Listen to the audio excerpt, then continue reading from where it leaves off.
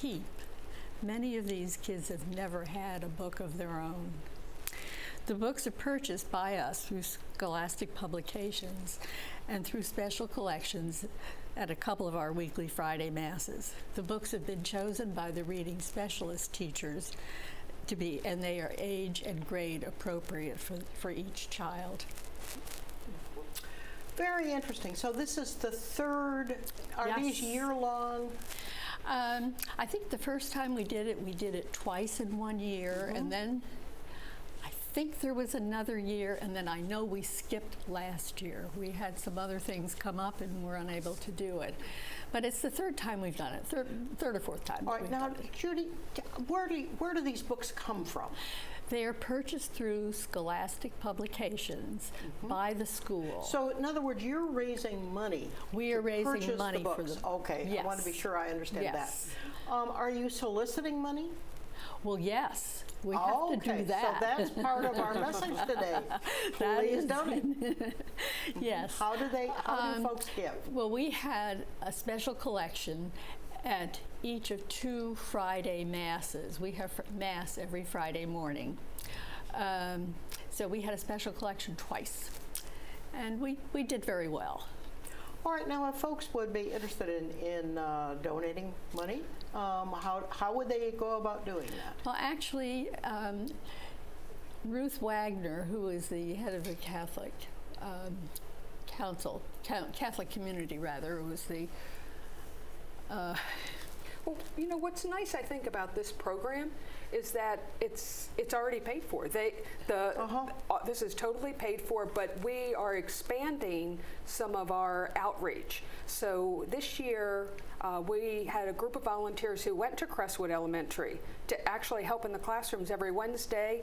They helped in the library, they helped in different parts of the building. So we built that relationship, and as Mrs. Mulsey was mentioning that last year they didn't do this, but she and I got together and said, how can we kind of re-spark the energy and really reach out to this community in such need? And she was delightful. Just saying the Catholic Council's here, we want to support programs like that. So, the 2 collections, many generous givers have already provided that. And then in addition to that, we wanted to connect our surrounding community. These books will be donated at an international night at Crestwood Elementary, which is on June 17th. It's a Friday. So many of our volunteers will be going to the school to actually distribute. So they will actually see the children, How nice. And isn't that wonderful? Terrific. But then we thought, well, this is great. It sounds great. And we got to thinking, well, this is a family event. Many of these families will be bringing their siblings who aren't Crestwood students. You're talking about preschool. Preschoolers. Sure. And we thought, well, wow, we're going to have some sad faces if we're not providing something for those young readers as well. So I reached out to Paul VI Catholic School. Joyce Krolicky is the youth minister coordinator there. She's just a wonderful advocate for giving, for really sponsoring young children and the importance of outreach. So it took one simple phone call and she was right on it. She sent it out to the students there who were eager, and they are actually taking up a collection now at Paul VI School for the preschoolers of nicely used books, and they're hoping to get 500 books. So I think it's wonderful that we're going to do this. All right, so there have been all kinds of ramifications from this initial program. Absolutely. Oh, terrific. How many folks are folks from Green Springs still working over at the library and helping? Okay, over there. So the program the school program just ended because, as you know, at the end of the year, right around now is when there's testing in the schools. So we are, some of our volunteers are continuing to go independently, but our bus that we provided every Wednesday through through Grand Involve and the Grace Presbyterian Church provided our free transportation. That has ended, but they will provide transportation to us for International Night so that our residents can go and be part of this great program. We not only are going to give out the books that night, but we're going to have volunteers who are going to be in corners reading a page or two to the students and talking about the authors. We really want to spark that, that energy. In addition, the Paul VI students who are doing this collection will be here in June. I think it's June 8th, and we're going to do a little segment on Channel 6 about when they give those donations. But we really wanted to bring that youth group, that those young leaders, really young adults, to see people like Mrs. Mulseed and the Catholic community, and to see how giving is really a lifelong outreach, and to have them kind of get together, and it's just a wonderful project of generations coming together, giving, providing, really reading for, so many students in need at Crestwood. As Mrs. Mulseed was saying, definitely if you go to the school, you're going to see they are definitely in need. So our support at Greenspring, I know Crestwood deeply appreciates it. Well, that's a wonderful program, Catherine and Judy. I think this is terrific. Now, how does this fit in with folks going to the schools, or at least I believe that they go to the schools to teach English? So our volunteers go to the schools. It's elementary school. They don't teach English. They go to read. Oh, they go to read. They go to read and help with classroom projects. They also are, some of our volunteers are part of, Crestwood has a mentor program also. So that's an opportunity to work one-on-one with a student who is in need for whatever reason. That's what I was thinking of. Yes. Okay. So, Catherine, how many folks are in that? How many Greenspring people are in that we have program? 12 to 14 people that have been going throughout the year. I will tell you, we have a lot of interest for next year, in addition to what we have this year, because this was a new placement this year that went wonderfully, largely in part to the school counselor there, Sarah Crummett, who just embraced our Greenspring volunteers. The principal there was great. Met with Mrs. Mulseed. You can speak to that. I mean, they were so gracious. They were so delighted, seemingly, to have us do this. You felt, oh, I'm really doing something helpful. Absolutely, and that's a one-on-one. Their contact has been just, all my contacts with them have just been wonderful. Yeah. That's a one-on-one program. I mean, with students. The mentor program is one. Yes, it is.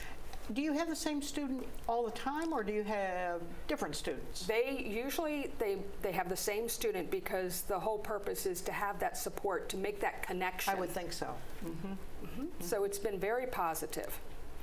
Well, I think all of this is just wonderful stuff. Are you anticipating that you're going to be continuing this program? We are.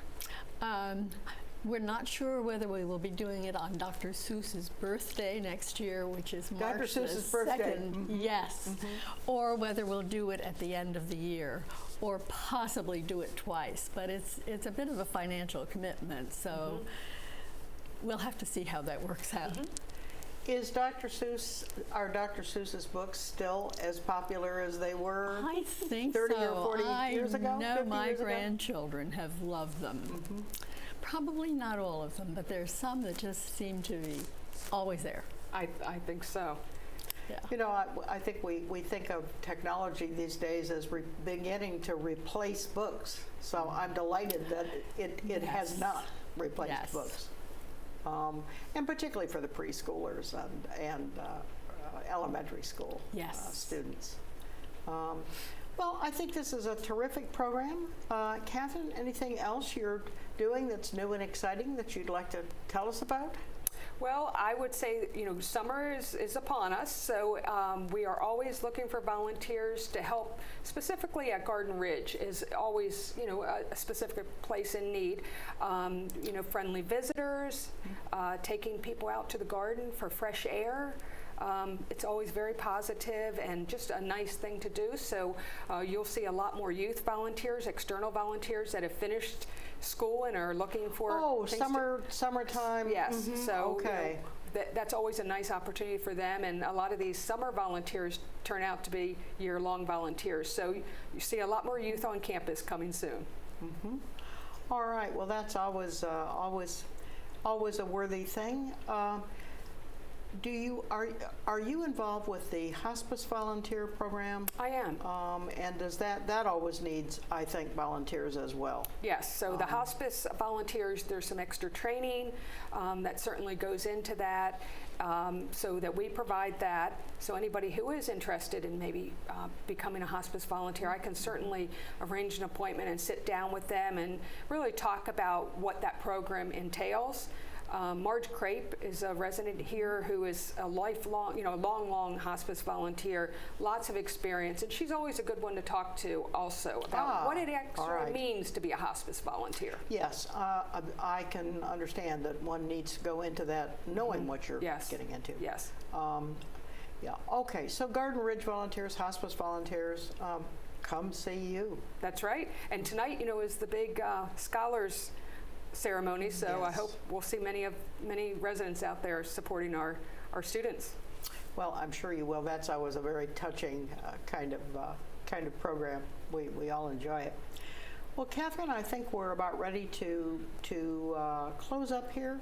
Judy, it's been delightful hearing about the Crestwood School project. It certainly is a good thing, and congratulations for having pulled it off this year. Well, thank you.